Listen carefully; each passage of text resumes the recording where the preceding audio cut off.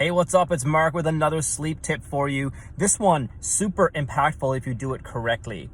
It's going to be getting rid of your emotional burden before you go to bed. So emotions are there to be felt and give us messages and help us learn. And I know that so many of us struggle with dealing with our emotions. I get it. It's hard. Life right now, living in the state that we're in, is challenging.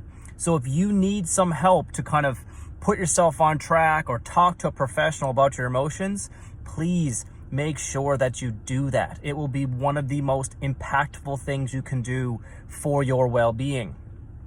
For me, when I look at helping people with their emotional burdens, one of the things I love to ask them to do is journal the exact emotions that they're struggling with, not the story that goes with that emotion. The exact emotion. So if I'm feeling guilty, what I don't want to know inside of my head is the reason why I'm feeling guilty. Because when you start that conversation with yourself, you start the problem-solving process, and that's going to turn your brain on. So what you want to do is basically, before you go to sleep, before you start your wind down routine, write down in a journal that word guilty. And take a few minutes to kind of think about maybe why that emotion is there and stop right there. Now you got your emotional problem on paper, and now your next task is to make up one solution that you can do tomorrow to try to fix that problem. Doesn't need to be all the problems, but again, action steps in a lot of cases help a lot of people figure out what they're going to do to stop themselves from having that perpetual I can't sleep because my brain won't turn off.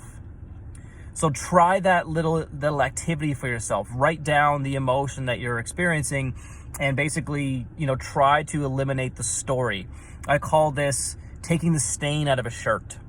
So if you envision your emotion like a stain on your shirt, you want to soak it, you want to wash it, and you want to put that shirt back on the next day, and that stain is gone.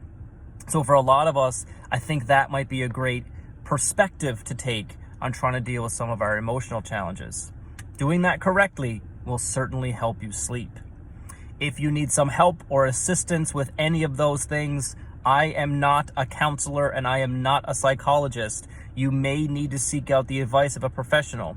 So if you think you need that, please make the steps happen to get that in your life, because it might be one of the most impactful things you can do for your whole body wellness. Thanks for watching the video. I appreciate it. I'll come at you again tomorrow with another tip. See ya.